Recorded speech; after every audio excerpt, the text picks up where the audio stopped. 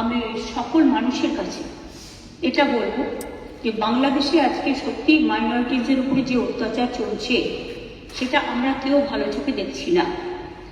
এবং কেউ কেউ, আমি এখনো মনে করি দাঙ্গা কখনো হিন্দু করে না, দাঙ্গা কখনো মুসলমান করে না, দাঙ্গা কখনো শিখ করে না, দাঙ্গা কখনো খ্রিস্টান করে না। দাঙ্গা করে কতিপয় সমাজ বিরোধী এবং যারা সমাজের বোঝা।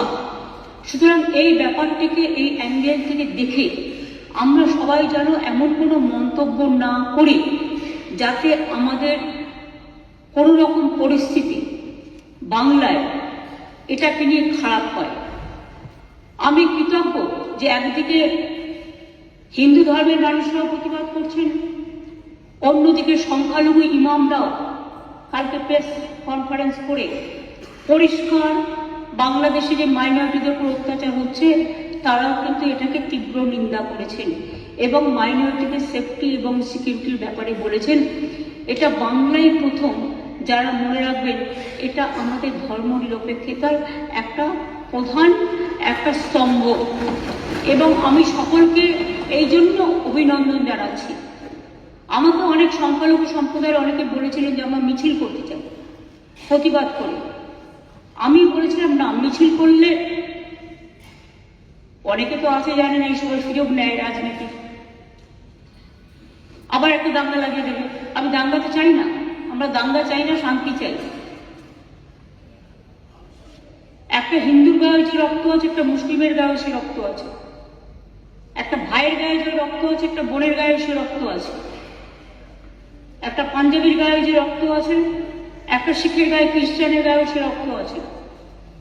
আমরা নিজেদের মধ্যে ভেদাভেদ না করে, আর কয়েকটি মিডিয়া, আই মাস্ট সে, আমি অ্যাপিল করছি তাদের কাছে, এটা উত্তরপ্রদেশ নয় যে আপনাদের ব্যান করে দেব, এটা উত্তরপ্রদেশ নয় বা রাজস্থান নয় যে আপনাদের অ্যারেস্ট করে নিয়ে যেভাবে সাংবাদিকদের উপর অত্যাচার হয়েছিল আমার কাছে ছবি আছে সেটা করব।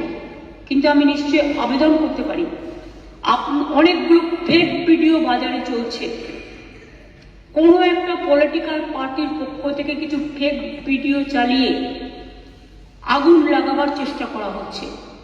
প্লিজ দয়া করে, অনুগ্রহ করে উভয় সম্প্রদায় এর থেকে বিরত থাকুন। আমরা কেউ কিন্তু কারো পক্ষে নয়, সবাই কিন্তু সবার পক্ষে, এটা মাথায় রাখতে হবে। আমি বারবার বলি, ধর্ম যার যার আপনার, উৎসব কিন্তু সবার।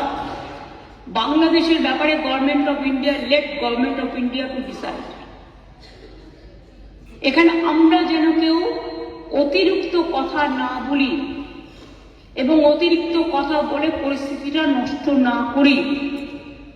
যারা ভাবছেন এটা নিয়ে রাজনীতি করবেন তারা জেনে রাখুন, ওটা করতে গেলে আপনার রাজ্যেরও ক্ষতি হবে, ওখানেও যারা আমাদের বন্ধু বান্ধবরা আছে, ভাই বোনেরা আছে, তাদেরও ক্ষতি হবে।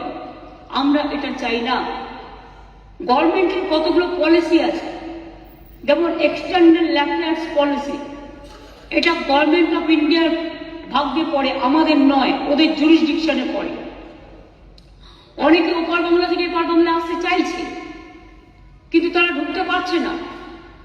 আমাদের কোনো আপত্তি নেই, কিন্তু সেখানে বর্ডার সিকিউরিটি ফোর্স দায়িত্ব নিয়েছেন, তারা আসতে দেবে কি দেবে না এটা তাদের ব্যাপার, সেই নিয়েও আমি কোনো কটু মন্তব্যে যাব না। কিন্তু যাদের টাকা আছে, পয়সা আছে, ভিসা আছে, পাসপোর্ট আছে, তারা তো প্লেনে চলে আসছে। প্লেন তো আসছে, প্লেন তো চলছে, ট্রেন তো চলছে, কিন্তু গরিব মানুষগুলো যাদের কাছে হয়তো কিছু নেই তারা আসতে গেলে পারছে না, তারা বাধা পাচ্ছে বিএসএফ এর কাছে। আমাদের হাতে কিন্তু বর্ডার নেই, এটা মাথায় রাখবেন। তাই আমি সবাইকে বলবো, এমন কোনো কথা যাতে আমরা না বলি যাতে কোনো আমাদের পক্ষও নয়, এ পক্ষও নয়, ও পক্ষও নয়। আমি সবাইকে আবেদন করছি যাতে কোনো অতিরিক্ত কোনো প্ররোচনা সৃষ্টি হতে পারে। আমি যতদূর জানি কালকে ফরেন সেক্রেটারি যাবেন বাংলাদেশে, আজকেই যাচ্ছেন, কালকে ওদের মিটিং আছে। সুতরাং লেট দেম ডিসাইড। এই ব্যাপারে আমি পরিষ্কার বলি, এক্সটার্নাল অ্যাফেয়ার্স এর ব্যাপারে উই নেভার ইন্টারফেয়ার। আমাদের দলের পলিসি হচ্ছে এবং আমাদের সরকারেরও আমরা সবসময় এ ব্যাপারে গভর্নমেন্ট অফ ইন্ডিয়া যে গাইডলাইন্স দেয়, এক্সটার্নাল অ্যাফেয়ার্স যে গাইডলাইন্স দেয়, এটা কিন্তু আমরা মেনে চলি। তাই আপনাদের সবাইকে অনুরোধ করব, আসুন আমরা এমন একটা পরিবেশ সৃষ্টি করি যাতে এপার বাংলা দেখিয়ে দেবে যে আমরা ভারতবর্ষ, আমাদের জাতীয়তাবোধ, আমাদের দেশাত্মবোধ, আমাদের মমত্ববোধ, আমাদের স্নেহবোধ, আমাদের ধন ধান্যে পুষ্পে ভরা আমাদের এই বসুন্ধরা, তাহার মাঝে আছে দেশ এক সকল দেশের সেরা, সে যে স্বপ্ন দিয়ে তৈরি, সে যে স্মৃতি দিয়ে ঘেরা। এমন দেশটি কোথাও খুঁজে পাবে না কো তুমি, সকল দেশের সেরা, সে যে মোদের জন্মভূমি। এই জন্মভূমিকে আপনারা প্রতিপালন করেছেন, জন্মেছেন এই মাটিতে। এই মাটিটাকে সমৃদ্ধ করুন, ভালোবাসুন, এবং যদি কেউ বিচ্ছিন্ন করতে আসার চেষ্টা করে তাকে প্রতিরোধ করুন, এবং সেক্ষেত্রে বাঁধ ভেঙে দিতে হবে। আর যারা কেউ কেউ বলছে বিহার দখল করব, উড়িষ্যা দখল করব, আমি বলি ভাই ভালো থাকবেন, সুস্থ থাকবেন, সুন্দর থাকবেন। কিন্তু এত বড় হিম্মত আপনাদের কেন? কারণ নেই যে বাংলা, বিহার, উড়িষ্যা সব নিয়ে নেবেন আর আমরা বসে বসে লালিপপ খাবো। এটা ভাববার কোনো কারণ নেই।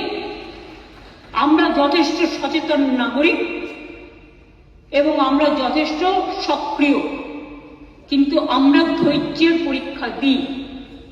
তার কারণ এটা আমরা রবীন্দ্রনাথ ঠাকুরের কাছে শিখেছি যে আগুনের পরশমণি ছোঁয়াও প্রাণে, এই জীবন পূর্ণ করো, এই জীবন পূর্ণ করো, এই জীবন পূর্ণ করো। তাই আমি মনে করি ভারতবর্ষের অখণ্ড আমাদের সকলের অখণ্ড, এবং আমরা সবাইকে রক্ষা করব। এটাই আপনাদের সকলকে আমি আবেদন জানিয়ে গেলাম। যেহেতু হাউস চলছে,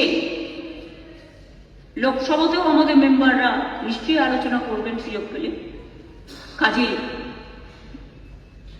যিনি গেছেন ক্যাবিনেট সেক্রেটারি, আমরা আশা করি তার দৌত্য সফল হোক, শান্তি ফিরে আসুক। বাংলাদেশের রাজনীতির সাথে আমাদের রাজনীতির সম্পর্ক নেই।